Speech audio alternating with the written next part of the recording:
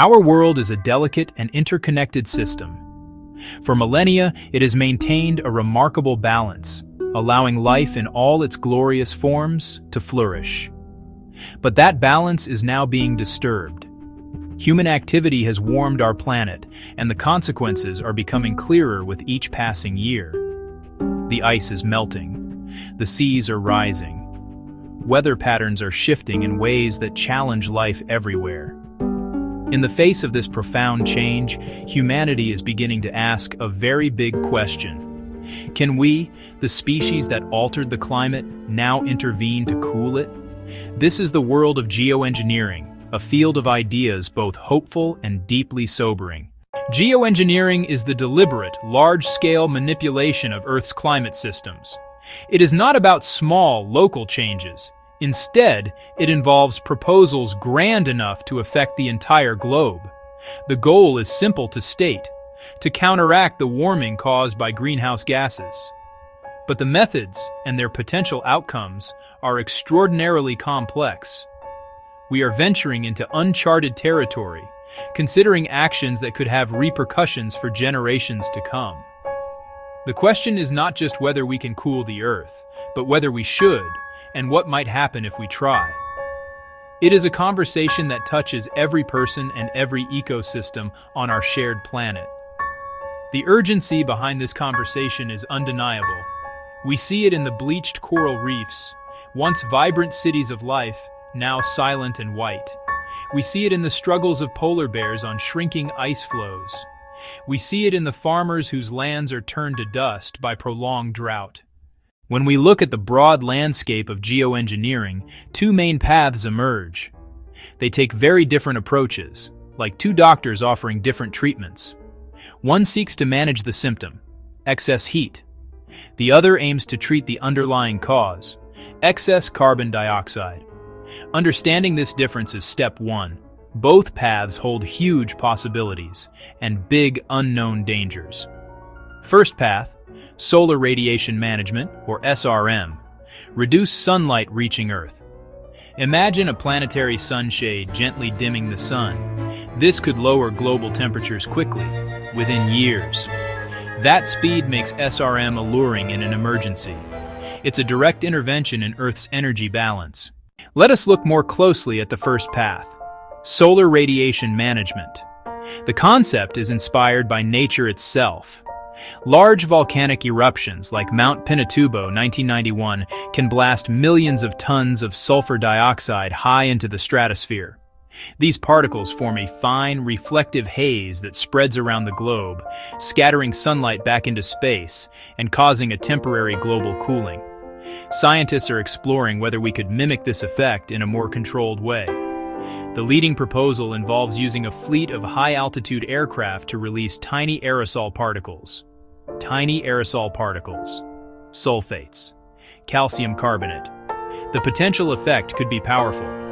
Climate models suggest releasing a few million tons of aerosols per year could offset expected warming. This could, in theory, stabilize global temperatures, prevent some severe impacts, collapse of ice sheets, extreme heat waves. The technology required is not science fiction, it's within our reach. That perceived feasibility and the speed of cooling explain intense scientific debate and research. Another idea, marine cloud brightening. Over oceans, clouds form around tiny particles like sea salt. We could spray a fine mist of seawater into the air from ships. This would create many tiny salt crystals. They help form clouds with smaller, more numerous droplets. Those clouds would be whiter and more reflective, bouncing sunlight back to space before it warms the ocean. More localized than stratospheric aerosols, but still a significant intervention in weather systems. While the idea of a planetary sunshade might sound like a simple solution, its consequences could be anything but. The Earth's climate is an intricate web of interconnected systems. Pulling on one thread, such as the amount of sunlight reaching the surface, will inevitably tug on many others in unpredictable ways.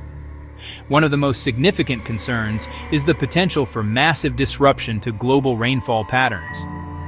Computer models suggest that while a stratospheric aerosol layer might cool the planet overall, it could shift the monsoon rains that billions of people in Asia depend on for their agriculture and survival, that billions of people in Africa depend on for their agriculture and survival.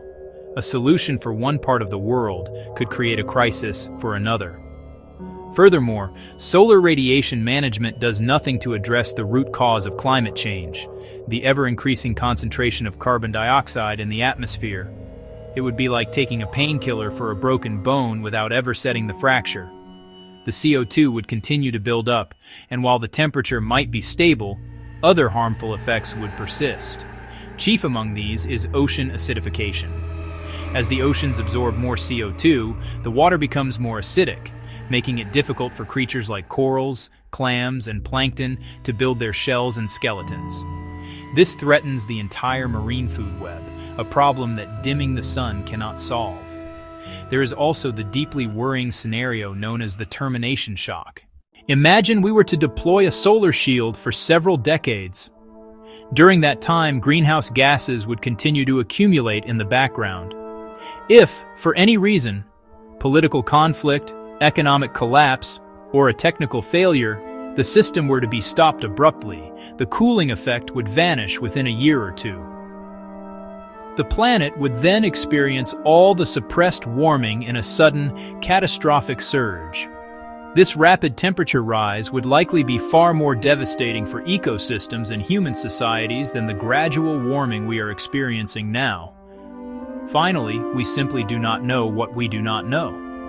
Releasing millions of tons of particles into the stratosphere year after year is an unprecedented global experiment. Could it damage the protective ozone layer? Could it change the color of the sky? Could it affect photosynthesis in plants? Could there be unforeseen chemical reactions that create new environmental problems? The science is still young and the uncertainties are vast. Let us now turn to the second great path, carbon dioxide removal. Unlike the sunshade approach, this family of ideas directly targets the source of the problem. The goal is to physically remove the excess CO2 that human activities have pumped into the atmosphere and lock it away for a very long time. If solar management is like providing emergency medicine, carbon removal is more like promoting a long-term lifestyle change and cleaning the toxins from the system. It is a slower, more deliberate process, but one that promises a more fundamental and lasting solution to the climate crisis. The allure of carbon removal is clear. By lowering the concentration of CO2, we can not only halt and eventually reverse the rise in global temperatures, but we can also address the other major consequence of our emissions: ocean acidification. As we pull CO2 from the air, the oceans can begin to release their own excess carbon, slowly returning to a healthier chemical balance. This makes carbon removal a more holistic approach. It is not a quick fix, but a true attempt to restore the planet's atmospheric composition to a safer state, more akin to the one in which human civilization has flourished. However, the challenge is one of immense scale. Humanity currently adds over 40 billion tons of carbon dioxide to the atmosphere every single year. To make a meaningful difference, carbon removal efforts would need to operate on a planetary scale, eventually capturing billions of tons annually. This requires vast amounts of land, energy, resources. Some methods are ready to be deployed today, while others are still in the early stages of research and development. Each one comes with its own set of practical challenges and potential side effects that must be carefully considered. The key question for carbon removal is not whether it can work. The basic principles are well understood, but whether it can be scaled up affordably, sustainably, and in time to make a difference. It is a monumental engineering and ecological challenge. The methods for removing carbon dioxide are wonderfully diverse, spanning a spectrum from the purely biological to the highly industrial. At one end of this spectrum lies the power of nature itself. Trees are the original carbon capture technology. Through photosynthesis, they breathe in CO2, convert it into wood, convert it into leaves, storing the carbon for as long as they live. Planting trees on a massive scale, afforestation, reforestation, is one of the most straightforward ways to draw down carbon. This approach also brings other benefits, creating habitats for wildlife, preventing soil erosion, providing shade and moisture. Working with the land in other ways can also be a powerful tool. Our planet's soils hold more than 3 times the amount of carbon as the atmosphere. No-till farming, planting cover crops, rotational grazing can help rebuild organic matter in the soil, locking away carbon for the long term. This is called regenerative agriculture, improving soil health, improving water retention, improving farm productivity. Similarly, restoring coastal ecosystems, mangroves, salt marshes, seagrass beds, so-called blue carbon, can sequester huge amounts of carbon in their soils and biomass. At the other end of the spectrum are engineered solutions. The most prominent of these is direct air capture, or DAC. This technology uses large machines with powerful fans to pull ambient air through chemical filters that bind with the CO2. The captured carbon dioxide is then released in a pure stream which can be compressed and pumped deep underground into geological formations for permanent storage. A number of pioneering companies are already operating small-scale DAC plants, but the process is currently very energy-intensive and expensive. The hope is that with innovation and economies of scale, the costs will fall dramatically. Another fascinating idea is called enhanced weathering. When certain types of rock, like basalt, are crushed into a fine powder and spread on land or in the ocean, they react with CO2 and permanently lock it away in solid carbonate minerals. This process speeds up a natural geological process that normally takes thousands of years. While promising, it would require mining, grinding, transporting billions of tons of rock, which has its own energy costs and environmental impacts. Each of these methods, whether natural or mechanical, represents a piece of a larger puzzle, and a truly effective strategy would likely involve a portfolio of many different approaches. For a long time, geoengineering was a subject confined to computer models and scientific papers. But now, we are seeing the first tentative steps from theory into the real world. These early experiments are small, carefully controlled, designed to answer fundamental questions about feasibility and safety. In solar radiation management, researchers in Australia have run a small-scale experiment testing marine cloud brightening. They use a specialized sprayer on a boat, releasing a fine sea salt mist into the air to try to make clouds over the Great Barrier Reef more reflective. This work is not intended to alter the climate, but to understand cloud physics and aerosol interactions. The goal is to improve climate models for predicting larger-scale interventions. There have also been proposals for small stratospheric tests, releasing tiny, non-disruptive amounts, just a few kilograms, from high-altitude balloons. These proposals are highly controversial, raising questions of oversight and governance. Many projects have been paused or canceled amid public and scientific concern. On the carbon removal side, experiments are more advanced and less controversial. There are now over a dozen direct air capture facilities operating worldwide, primarily in Europe and North America. The largest, in Iceland, captures several thousand tons of CO2 per year and injects it into volcanic basalt rock below, where it mineralizes and turns to stone. Though a tiny fraction of global emissions, these plants are crucial for refining the technology, driving down costs, and understanding long-term operational challenges. Meanwhile, countless experiments in regenerative agriculture and forestry are happening on farms and in forests around the globe. Scientists are measuring how land management affects soil carbon. Projects to restore mangrove forests and seagrass meadows are underway, with careful monitoring of growth and carbon sequestration capacity. These real-world tests are invaluable. They move the conversation beyond models and provide the hard data to assess which methods are truly effective, scalable, and safe for people and the planet.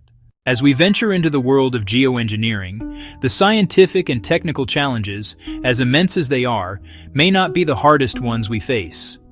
These proposals raise profound ethical questions that touch on the very core of our shared humanity. Who has the right to alter the global thermostat? A single country, a wealthy corporation, a small group of nations could, in theory, deploy a solar shield that would affect every living being on Earth. This raises an unprecedented issue of governance. How do we make a decision that is fair, just, and representative of the world's 7 billion people? The issue of justice is particularly acute. The nations and communities that have contributed least to climate change, small island states, developing countries in the global south, are the ones most vulnerable to its impacts. They are also the most vulnerable to any unintended side effects of a large-scale geoengineering deployment. A shift in monsoon patterns could devastate the agricultural economy of a nation that had no say in the decision to dim the sun. Any global conversation must prioritize the voices of the most vulnerable and ensure that their safety and well-being are at the forefront of any decision-making process. Another significant concern is what is known as moral hazard. This is the fear that the mere possibility of a future technological fix could weaken our collective resolve to do the hard work of reducing emissions today. If politicians and industries believe we have an emergency exit, they may be less motivated to phase out fossil fuels, invest in renewable energy, transform our economies. Most scientists working on geoengineering are clear. These ideas should be seen, at best, as a supplement to radical emissions cuts, never a substitute for them. Our primary responsibility remains to stop polluting our atmosphere. Because of these complex challenges, there is a growing call for international oversight and transparent governance. We need globally agreed-upon rules for research, clear red lines for deployment, and an inclusive international body to discuss and regulate any potential activities. The science must be open and accessible to all, not hidden behind corporate or military secrecy. Any decision to intentionally modify our planet's climate must be the result of a slow, careful, and deeply democratic deliberation. It is a conversation that must include not just scientists and policymakers, but also ethicists, sociologists, community leaders, and citizens from every part of the world.